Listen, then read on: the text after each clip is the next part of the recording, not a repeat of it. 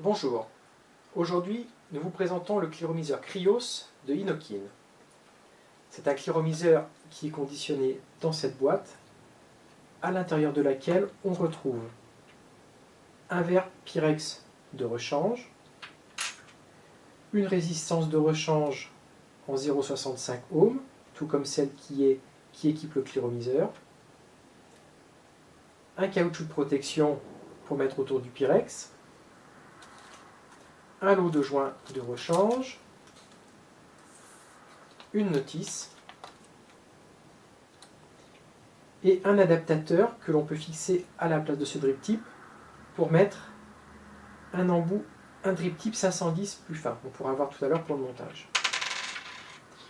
Donc ce cliromiseur, il est d'une contenance de 4 ml, il fait un diamètre de 24 mm et il a donc deux résistances qui sont prévues en 0,65 ohms.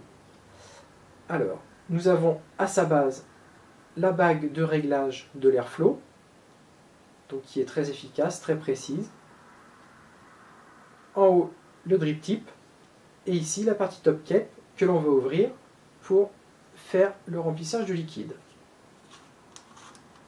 Donc, afin de procéder au remplissage, on dévisse le top cap. Pour mettre le liquide, on le fait couler sur l'une ou l'autre de ces ouvertures sur le côté, jamais au milieu. On fait couler le liquide en veillant bien à ne pas dépasser le haut de la lumière en Pyrex. Une fois que ceci est fait, on reverse, on revisse notre bague et c'est prêt. Pour changer la résistance, c'est très simple.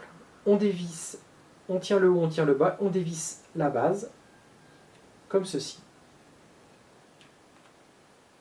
Cette partie reste fixe et ensuite il ne reste plus qu'à dévisser la résistance de la base du cliromiseur, comme cela. On revisse une résistance neuve très facilement. Dès qu'on arrive en butée, c'est suffisant. On revisse le Pyrex. On effectue donc le remplissage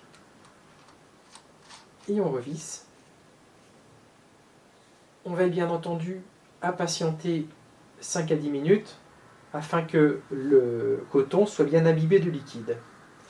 Si l'on souhaite enlever cet embout, c'est très simple. Hop, on l'enlève de cette façon. On introduit l'adaptateur dessus, puis on peut vapoter avec un drip tip 510 tout simplement.